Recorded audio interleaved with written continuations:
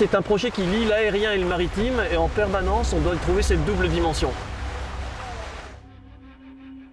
Parce qu'on est comme en apesanteur à 5 ou 6 mètres au-dessus de l'eau, on a l'impression de faire du tapis volant. On défriche, on ouvre une voie nouvelle et qui nous aime nous suivre.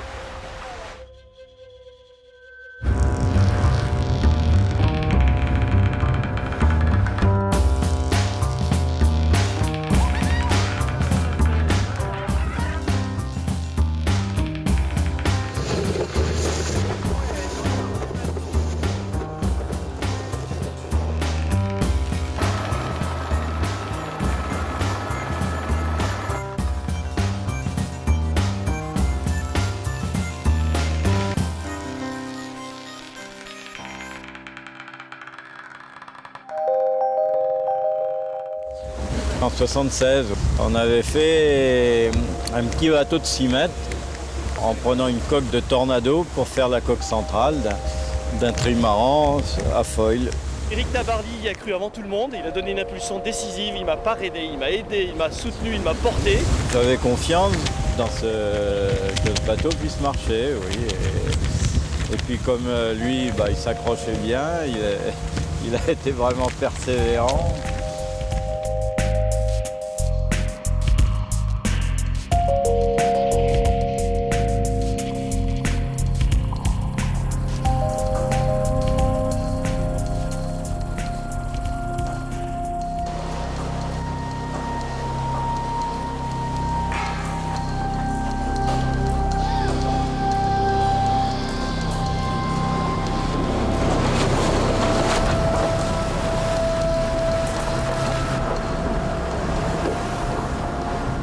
Ouais, c'est bon là, c'est pas mal comme ça.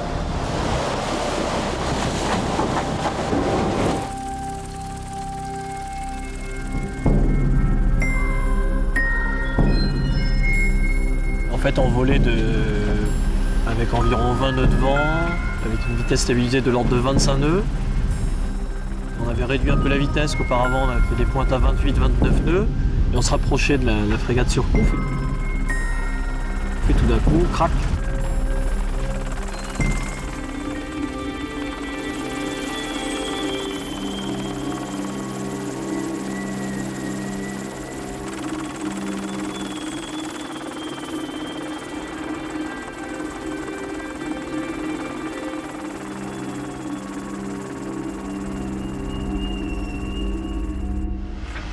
Alors on est content d'avoir ramené le bateau.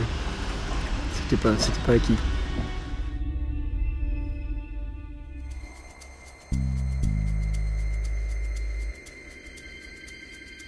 Nous sommes face au domaine encore très peu connu des hautes vitesses à la voile. Je pense que par moment on va se faire peur.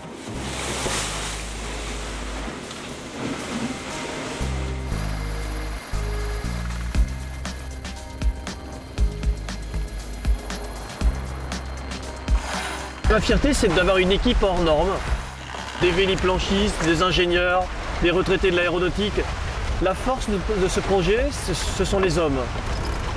Voilà ce dont je suis fier. De mon équipe avant tout, et ensuite du bateau. L'objectif sportif, c'est de stabiliser la vitesse que l'on vient de filer, à savoir 37 nœuds, sur une traversée de la Manche entre Douvres et Calais. Le record de Blériot en 35 minutes est à la portée de ce voilier, je crois. Blériot, avant de traverser la Manche, a cassé 10 avions. Nous avons eu que 4 versions d'hydroptère et celle-ci sera la bonne.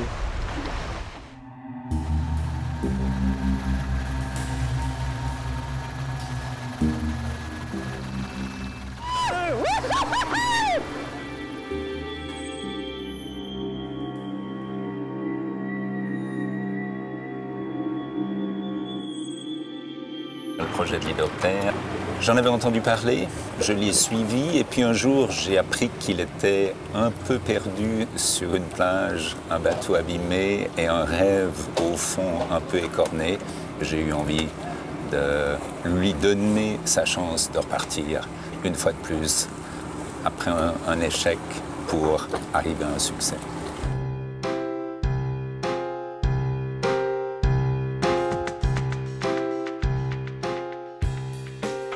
feeling ne suffit plus. Si nous n'avions poursuivi vers les 50 nœuds à la voile sans utiliser cette puissance de calcul phénoménale de l'École Polytechnique Fédérale de Lausanne, eh ben je pense que nous nous serions crashés. Et aujourd'hui, j'ai hâte que l'Hydroptère devienne le bateau le plus rapide de la planète dès le printemps prochain.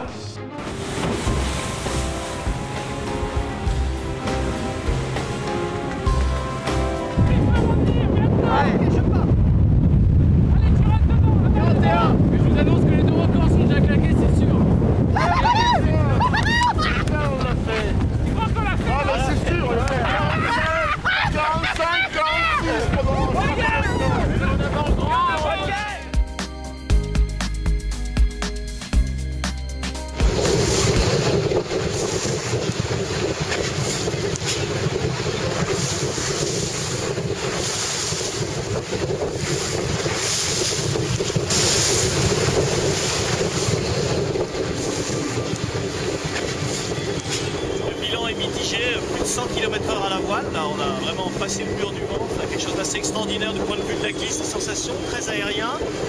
Ça s'est mal terminé, mais bon, on défriche, c'est un peu le lot des pionniers. 100 à l'heure à la voile, c'est quelque chose qu'on ne maîtrise pas encore tout à fait.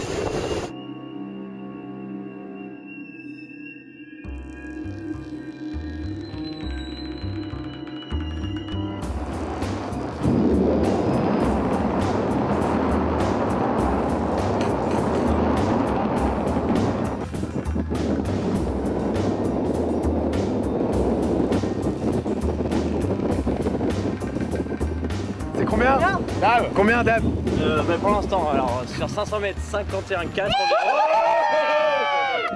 Et sur le 1000, 48,7. 48,7.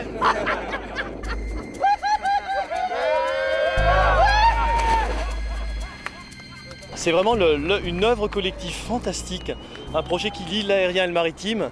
Pour moi, c'est 100 ans en arrière. On est passé des dirigeables aux aéronefs et sur l'eau à la voile, il s'agissait de même transition aujourd'hui. Les bateaux flottent et désormais ils voleront.